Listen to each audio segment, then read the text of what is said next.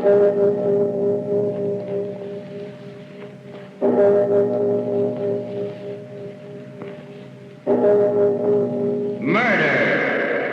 at midnight. This is the place for it. Deep down under the city, under the earth. The concrete cold and damp as the stone of a mausoleum. The question is, which one of them shall it be? You, sir? You with the gray hair and the briefcase. Allow me to introduce myself. I am Death.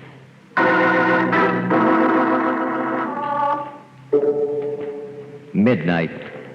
The witching hour when the night is darkest. Our fears the strongest, and our strength at its lowest ebb. Midnight, when the graves gape open and death strikes. How? You'll learn the answer in just a minute. In The Man Who Was Death.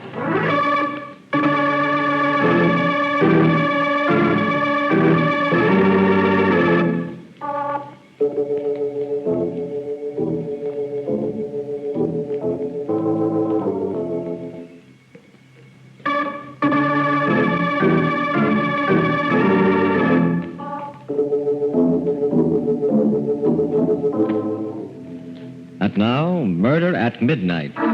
Tales of mystery and terror by masters of the macabre. Our story by Robert Newman is The Man Who Was Death.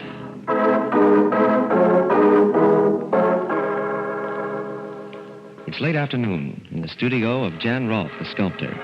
The rays of the setting sun come through the smoke-filmed glass of the skylight at an angle, casting long, dark shadows on the dusty floor. His face intense, Rolf stands before a more than life-size head of gray granite, cutting away some of the hard stone, then pausing to examine his work. It's still not right. I still haven't got it. And I don't know where I've gone wrong. The eyes, they would be brooding and half-closed. But shouldn't they be all-seeing? Let's try it. Who's that? Who's there? Mr. Rolf, Aline Moffat. Aline? Oh, yes. Just a second.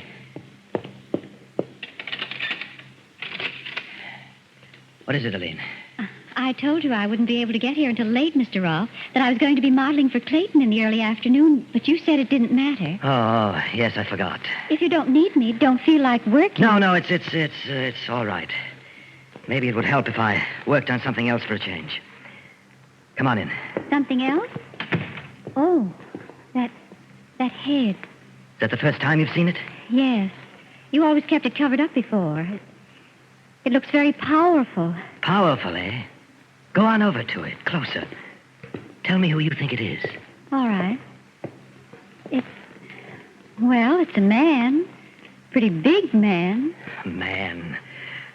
I knew it wasn't right. But if that's all you get out of it... Where's that mallet? Mr. Rolf, what are you going to do? This, I'm going to smash it! Almost 6 months' work, but... There! Do you know what that was supposed to be? Death! Yes.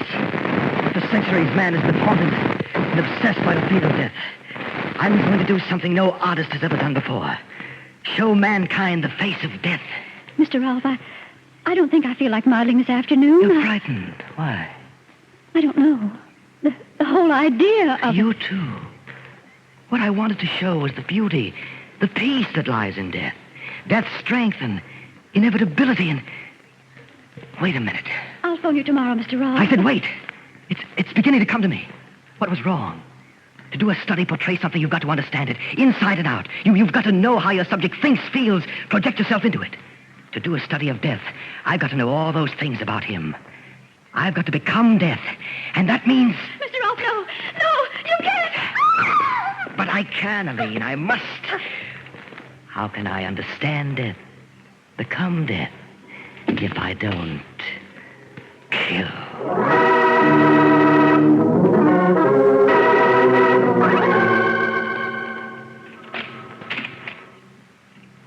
Miss Craig?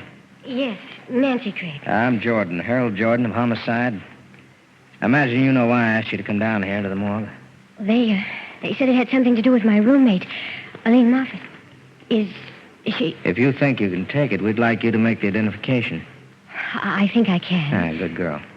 She's right here under the sheet. Ready? Yes. Oh, Lee. How did it happen? Yeah, I'll cover her up. Well, we traced the laundry mark. We're pretty sure we knew who she was. How did it happen? She was found in the river.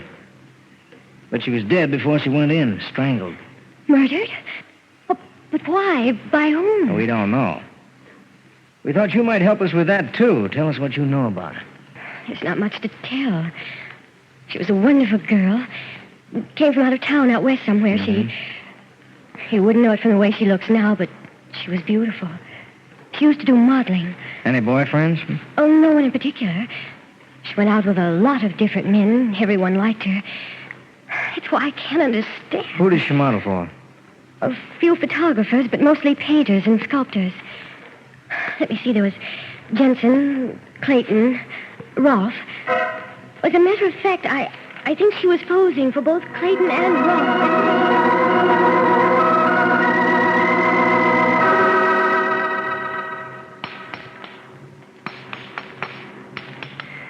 Better this time, much better.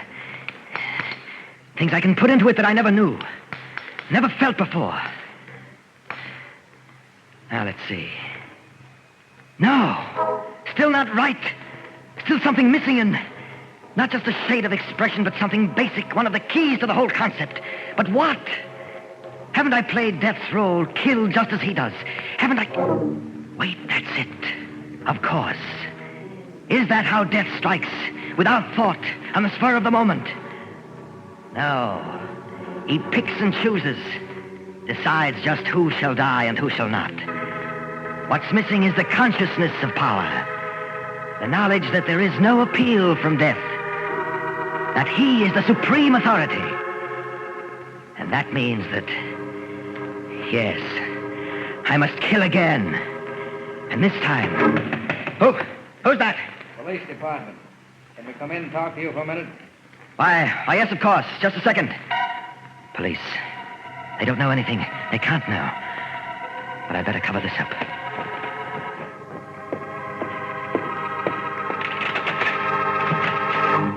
Mr. Rolf? Yes. I'm Jordan of Homicide. This is Nancy Craig. Sorry to bother you at this time of night. No bother at all. Please come in. Thank you. I'm investigating the murder of Miss Craig's roommate, Eileen Moffat. Murder? You didn't know? Why, no. I never read the papers. The last time I saw her, 2 or 3 days ago. Well, it happened just 2 days ago. Now, we've been checking back. We have an idea that you may have been one of the last people to see her alive. If there's anything I can do to help, anything at all. Could you tell us what happened when you did see her last? Of course. She was due here at 3 o'clock, but actually came at about 5. Mm-hmm. She said another artist had delayed her. Clayton, that's right. I had already started working on something else, and since she looked so tired, I suggested we call the whole thing off. She seemed pretty happy about it, left, and I'm afraid that's all I know. Was there anyone else here? Anyone that actually saw her leave? I'm afraid not. You see, I'm the only tenant in the building who lives here, and I'm afraid everyone else had gone by then. Well, that sounds pretty straight to me. I guess that's that. Thanks very much, Mr. Rolf. Not at all. Afraid I haven't been much help. But if you can think of anything I can do... We'll keep in touch with you. And in the meantime, well, maybe you should start reading the papers just every once in a while, huh? Right. I hope you read them too, my friend. Especially tomorrow's papers. Because I have a feeling that there just might be something in them that will interest you.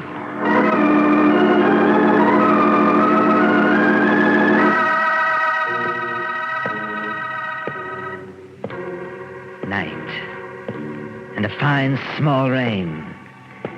Yes, this is how he would move. Walking slowly through the darkness. Searching. Weighing. Selecting his victim. I beg your pardon, What? sir.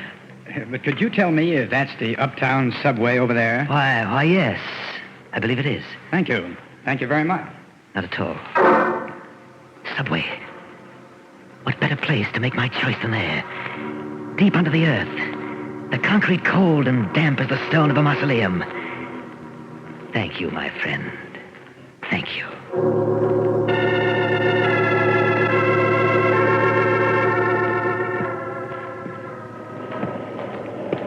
Yes, this is it.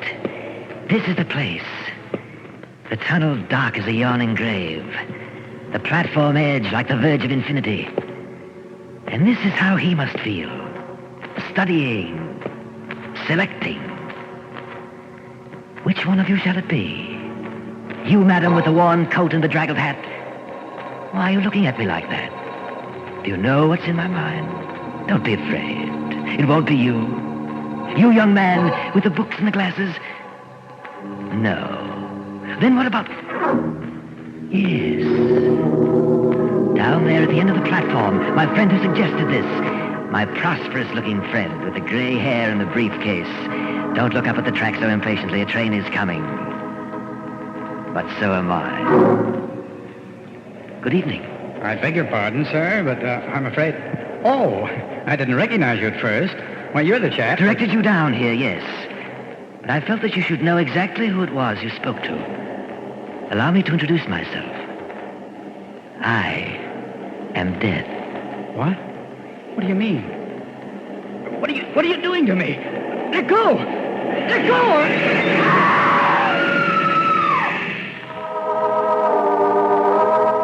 Quietly, the man who is death steps back from the edge of the platform as the train grinds to a stop.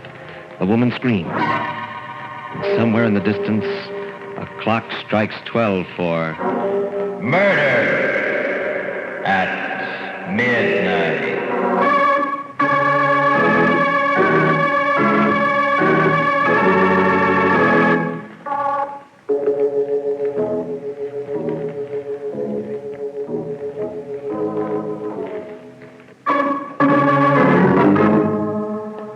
And now back to the story of The Man Who Was Death.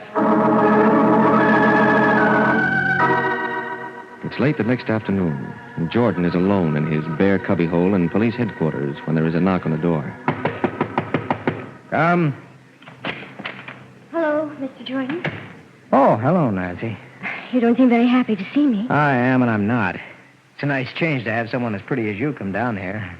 On the other hand... You haven't gotten anywhere with Aline's murder. No motive, no clue, no nothing.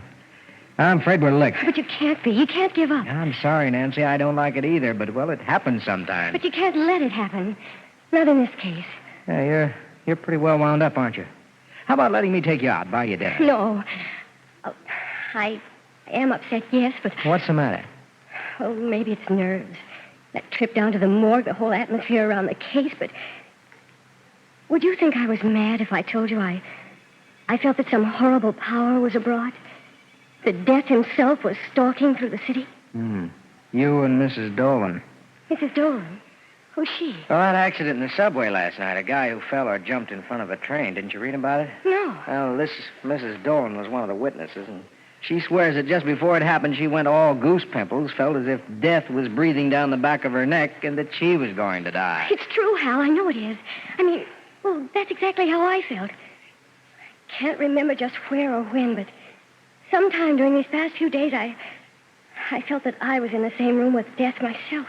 Well, like you said, it's probably nerves. Strain you've been under. Just the same, it's kind of a funny coincidence. I think maybe I'll go see Mrs. Dolan, talk to her. Do you want to come? I don't believe so, Hal. Somehow I feel we're awfully close to the answer. If I could just remember where and when it was I felt that way, that I was in Death's presence. I think I'll go home. Okay, Nancy. I'll call you there after I talk to Mrs. Dolan, and, well, maybe we'll find that we really have something.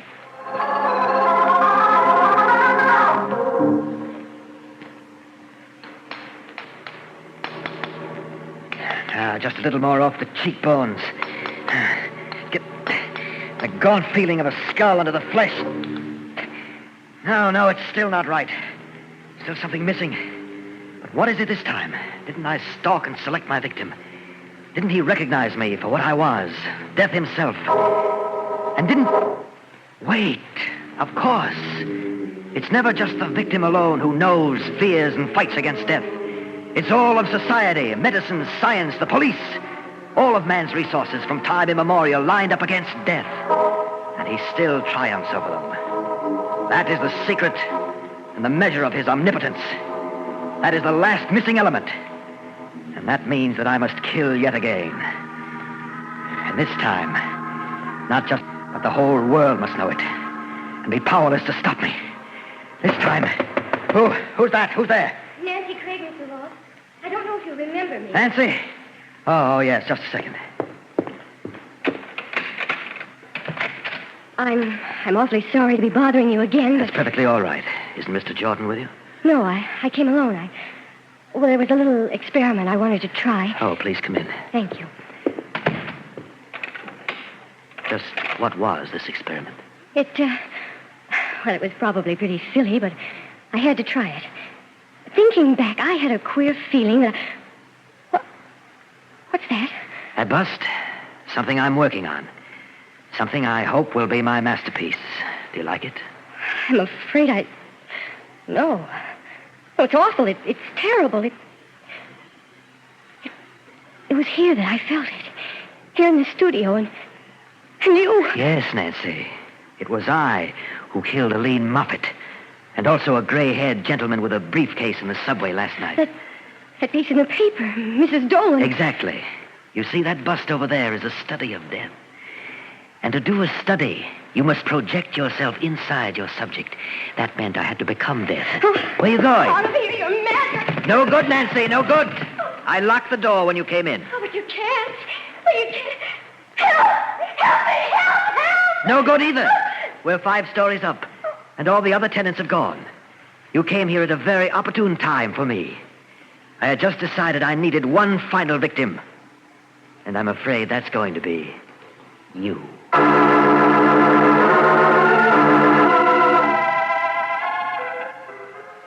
never forget it, Mr. Jordan. It was pretty late, about 12 o'clock, and it was raining. There were only a couple of people on the subway platform, 3 or 4, and I was standing by myself, not thinking about anything in particular, when suddenly this feeling came over me. Now, what kind of a feeling? Oh, a feeling that this was the end. A feeling that death was standing there, right close behind me. I got so weak and shaky that I thought I was going to faint. I shut my eyes and leaned against one of the posts, and that's how it was that I didn't actually see the accident. Mm-hmm. Well, did you turn around when you had that funny feeling? Did you notice whether there actually was anyone standing behind you? I did. There was just a young fellow with glasses and another man, kind of strange looking, now that I think of it. Strange? How? He was about 35 or 40, pretty big. I guess it was his hair. He wasn't wearing any hat, and, well, it was almost white and very long and bushy. What? Did he have a thin face, gaunt, and deep-set eyes? Why, yes, I think he did have. Do you know him? I'm not sure. If I do, then I may know a lot of other things, too. Good Lord. Nancy. What?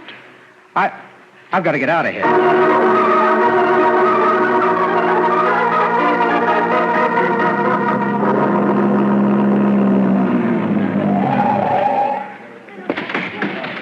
Just a second, young fellow. Where do you think you're going? In there. No one's going to... Hanrahan. Oh, there you are, Jordan. Where the blazes have you been? What do you mean? What's going on? A devil of a business. A lunatic in the top-floor studio there. He phoned headquarters, asked for you, said that he had a girl there that he was going to murder. Said that he wanted us to know, even though there was nothing we could do to stop him. We thought it was a gag at first. Well, what are you doing about it? Everything that can be done. I've got men all around the building. Up on the roof across the street, outside his door. Can't you break down the door? Sure, and finish her off quick. He said that if we tried it, he'd bash her brains out with that big hammer that he's working with. But there must be something, a Tommy gun from the roof across the street. He's got her right in front of him, so that if you got him, you'd get her too. I tell you, there's nothing, absolutely nothing anyone can do. You're wrong, Hanrahan. There's just one person, one thing that can stop him. What's that? Death.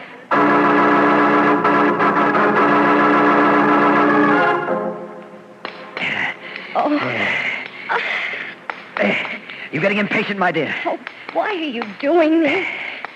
you can't get away with it. Get away with it. You think I care? That it matters to me whether I live or die when I finish this? I'll never be able to surpass this, but neither will anyone else. I know now how death must feel, and I've caught it forever, for all men to see in stone. Yes, friend Rolf, you have. And you've made me very proud. What? Who's that? You don't know? Even though I've been on your mind for months now? Even though you're just finishing my portrait? You? Where are you? Where would I be? Everywhere. Outside in the hall. Down in the street. Here in the studio with you. Can you be seen? I must see you. I must. Very well. Walk this way. Over towards the door. A little further. Little further. All right, here I am, Rolf. Maybe I don't look the way you thought I would. Jordan. Yes. Now drop that mallet and get your hands up. It was you, and I thought... Get him up, Rolf, I said. Okay, if that's the way you want it. Help! It's okay, baby. It's all over now. Have you loose in a minute? Jordan, are you all right? Yes, break the door down if you want to come in. I'm busy. Oh, you got him. But how? I talked to him through the vent pipe from up on the roof. I figured that if he was crazy enough to do all the things he did do, he might be crazy enough to believe death could pay him a visit. When I'd maneuvered him far enough away from Nancy here, I jumped through the skylight. Hal, look. Good Lord. What is it? That bust he was working on. He said it was a study of death. And in a way, I guess it is. Because it's a self-portrait.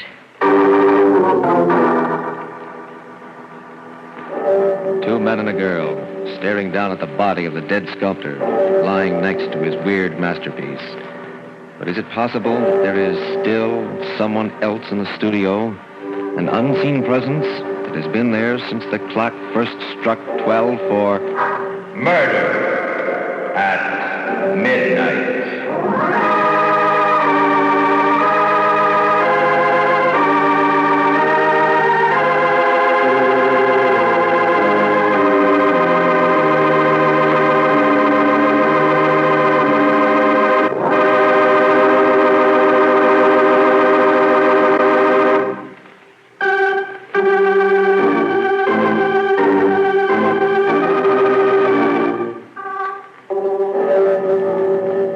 Remember to be with us again when death walks through the darkened streets while the clocks strike 12 for murder at midnight. The part of Jan Rolf was played by Frank Behrens. With music by Charles Paul, Murder at Midnight was directed by Anton M. Leader.